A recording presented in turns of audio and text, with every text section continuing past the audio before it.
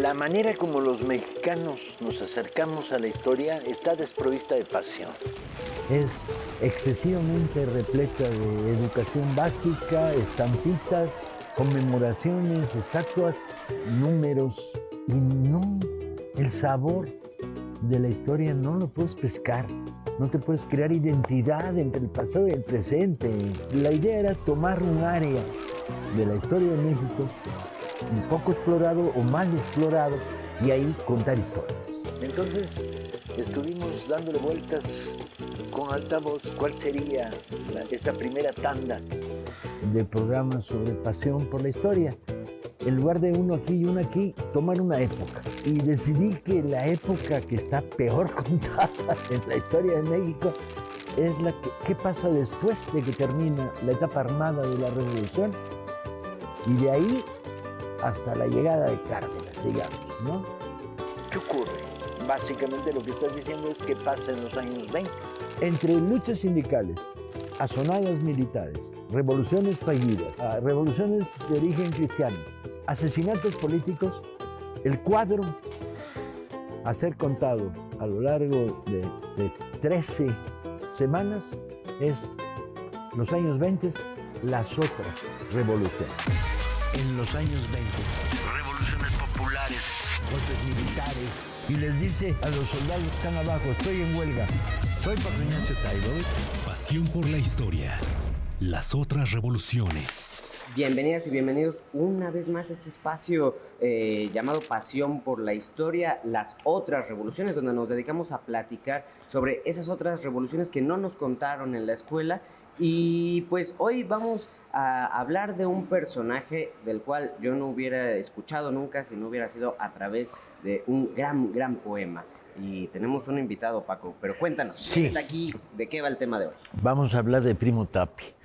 Primo Tapia va a ser una de las otras revoluciones, concentrada en el agrarismo michoacano, paralelo al agrarismo durangueño, al agrarismo veracruzano, pero con una profundidad muy particular.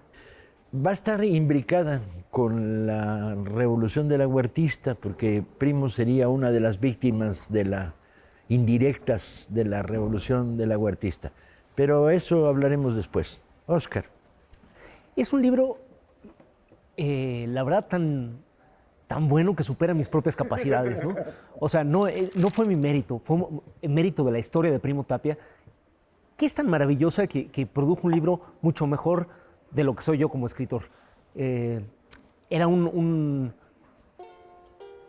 hombre salido de la ciénaga de Zacapu, de la región purépecha de Michoacán, hablaba purépecha, pero tenía perspectiva internacional. Se había formado en Estados Unidos, ahí había conocido a los Flores Magón, había militado en la IWW y en México militó en el Partido Comunista. Quizá esa doble cosa, ¿no? Ese arraigo al terruño más concreto, más inmediato, y al mismo tiempo esa perspectiva general, histórica, hicieron de él un personaje único, ¿no? Fue junto con los socialistas yucatecos quienes más atención pusieron a la opresión especial de los indígenas y de las mujeres, ¿no? En una época en que toda la propaganda agrarista se hacía en castellano, solo en Yucatán, y en Michoacán se hizo propaganda en lenguas indígenas, en maya Carrillo Puerto y en Michoacán Primo Tapia. Y igual que los yucatecos, Primo organizó ligas femeninas, no para luchar por las cuestiones específicas de las mujeres, sino para que las mujeres encabezaran la lucha de todo el pueblo por la tierra. Y sin embargo, su historia está llena de especificidades y de lecciones que me parecen, bueno, ya hemos visto algunas de estas características se convierten en inspiración y en lecciones para nosotros hoy, ¿no? Pero además tiene otras cosas, ¿no?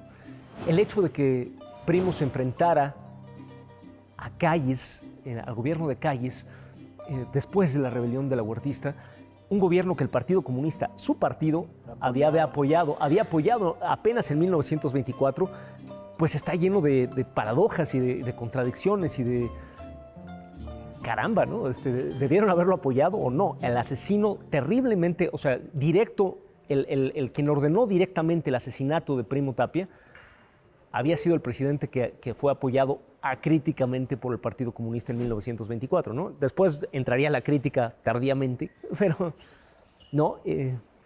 Porque una de las claves es que Primo Tapia queda del lado del delahuertismo en la rebelión delahuertista.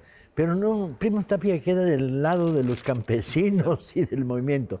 Así como Carrillo Puerto quedará del lado antidelahuertista y será un coronel delahuertista el que lo asesine.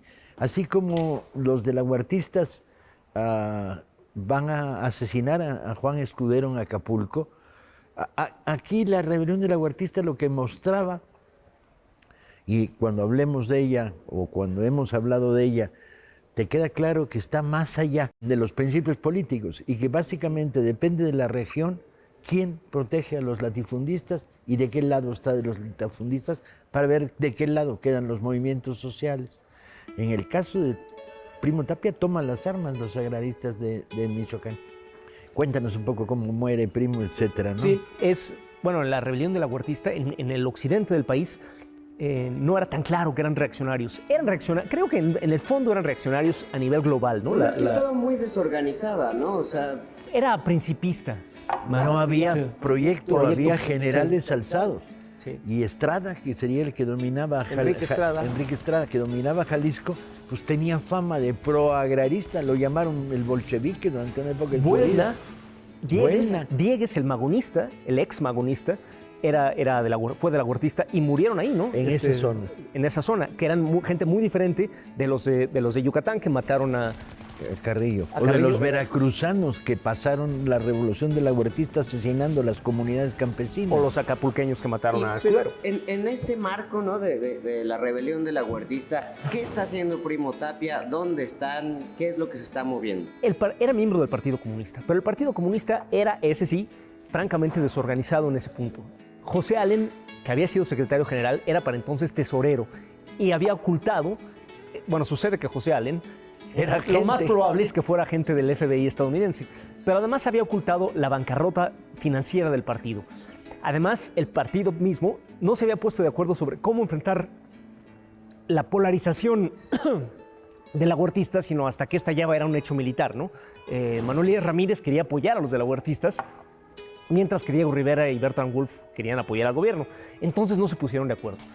Para cuando se pusieron de acuerdo ya había estallado la rebelión, ya no había manera de comunicarse y Primo Tapia tuvo que orientarse con sus propias luces. Y lo que hizo fue ir con Calles y decirle, denme armas para defenderlo, ir con los delahuertistas y decirle, denme armas para defenderlos. Y lo que hizo fue armar a los campesinos y tomar la hacienda de Cantabria, la hacienda de los españoles, de los gachupines de su pueblo, y de hecho ya eso fue irreversible, fue una conquista que ya, independientemente de lo que pasó con la rebelión delahuertista, ya no se echó para atrás. Hasta la fecha, Naranja sigue habiendo un ejido que fundó Primo Tapia y que hasta la fecha existe. Pero a Calles, después de ganar, no se lo perdonó, lo siguió viendo como un bandido.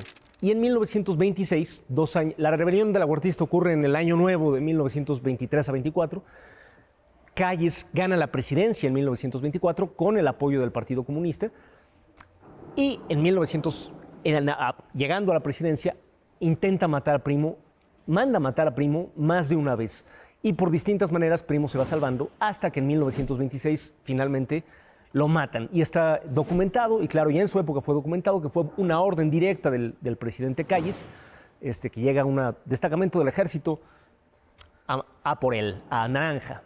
Y sucedió que su ejecución fue muy particular por su popularidad.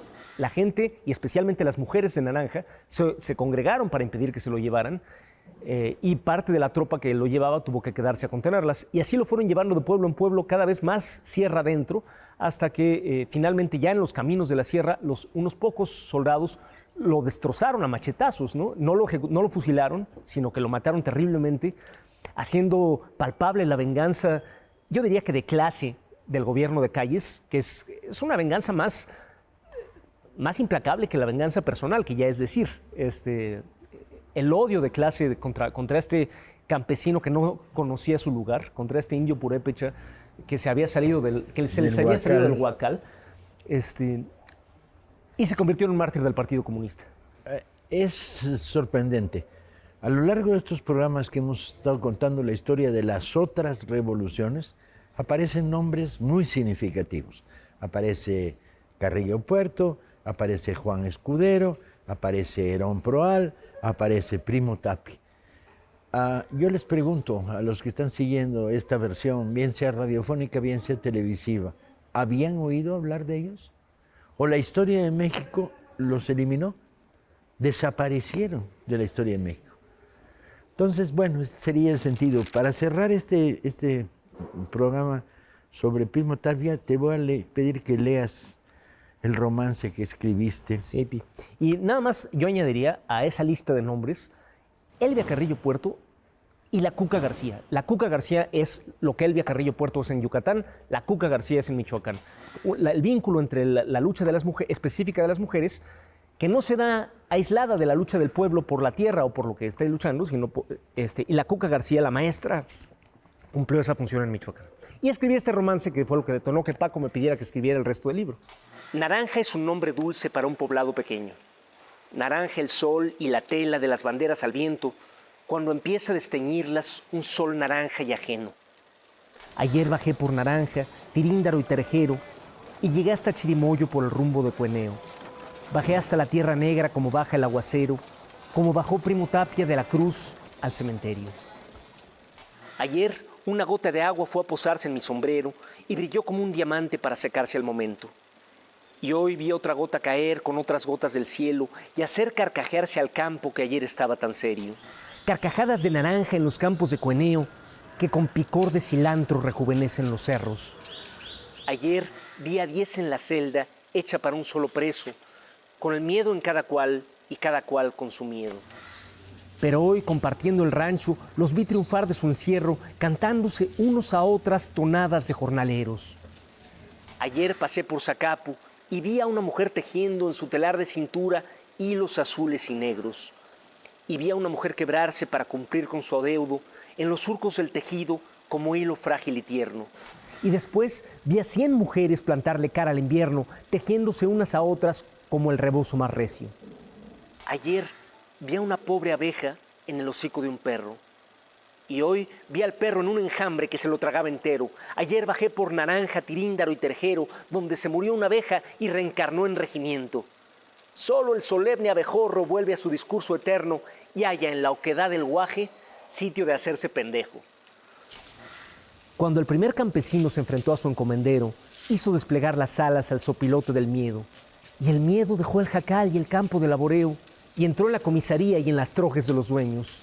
La voz de las bayonetas silenció al primer blasfemo y ahogó su voz con la sangre en la fiesta del acero. Pero si él habló por todos, rodeado de su silencio, todos los que sobreviven hoy hablan por el primero. Si los curas ya compraron latifundios en el cielo, díganle a José Cardel que me espera en el infierno y a Guadalupe Rodríguez, el alacrán durangueño, que habremos de tomar juntos las haciendas del subsuelo. Ayer bajé por Naranja, Tiríndaro y Terejero, y a nadie vi en el camino del Chirimoyo a Cueneo. Pero hoy 200 mujeres marchan formando un cortejo y llevan sus 30 igual que niños de pecho.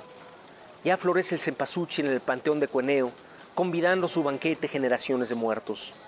Ya tira la enredadera la tapia del cementerio, pero recuerda la tapia que vino Primo primero. Naranja es un nombre dulce para un poblado pequeño. Quien sepa de Primo Tapia captará a qué me refiero. Bien, muy bien. Recuerden, Primo Tapia.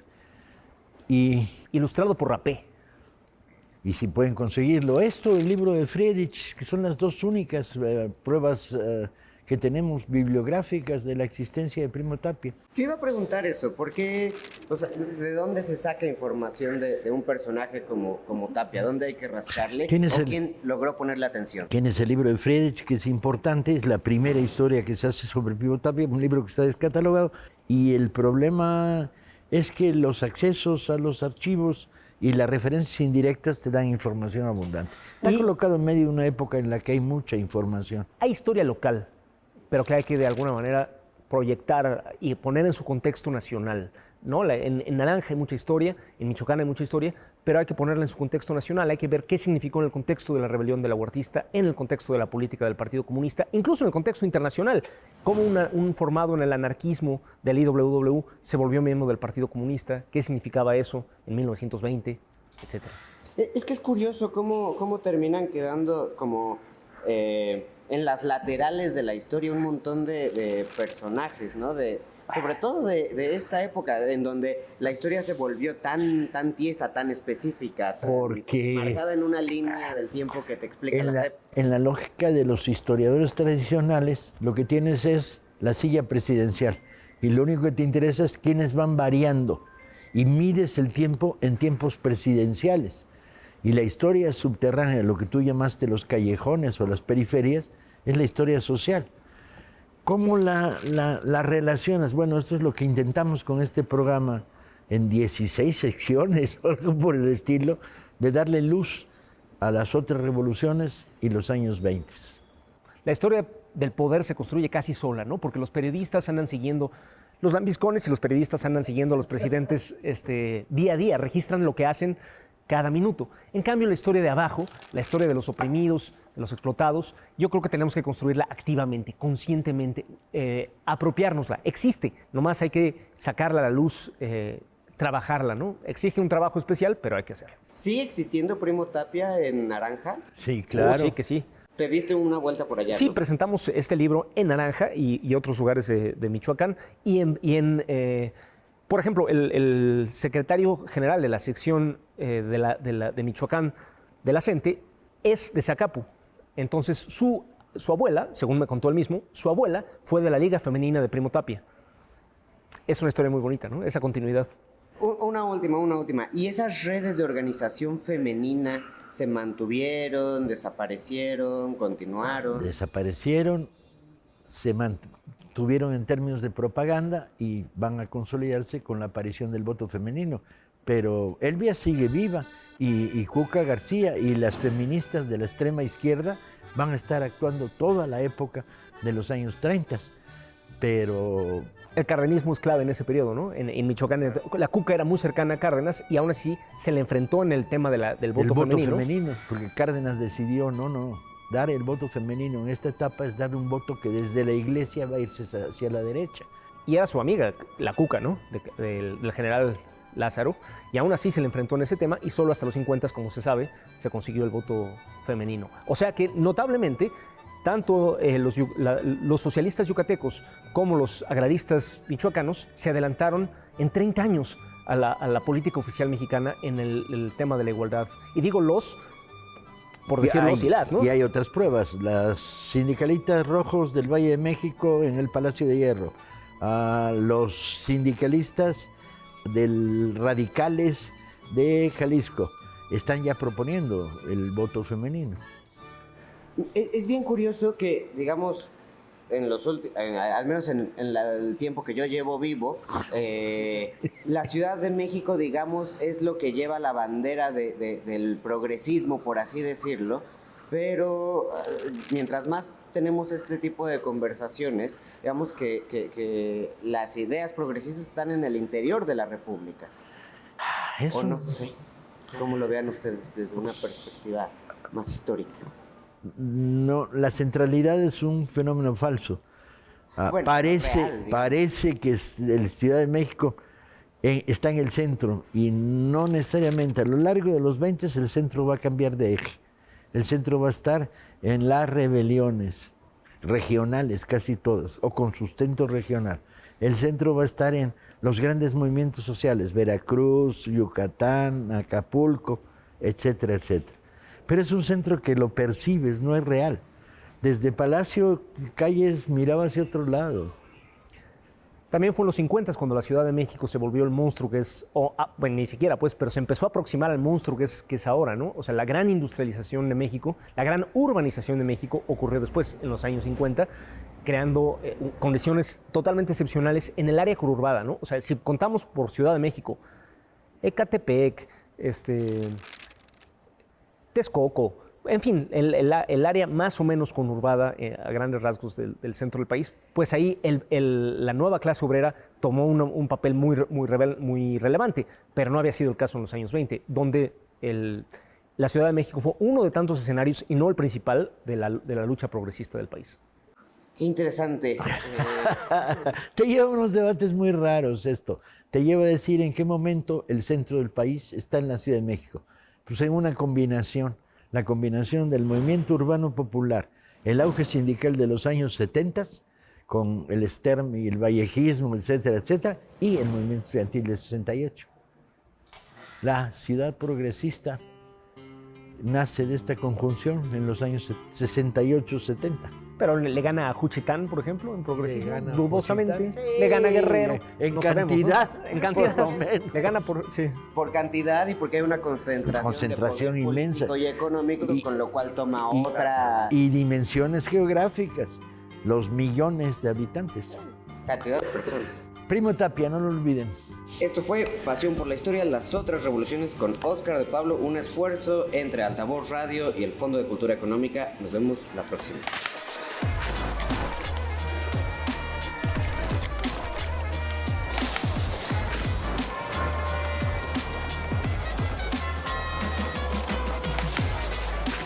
Soy Paco Ignacio Taibo y las otras revoluciones en los años 20.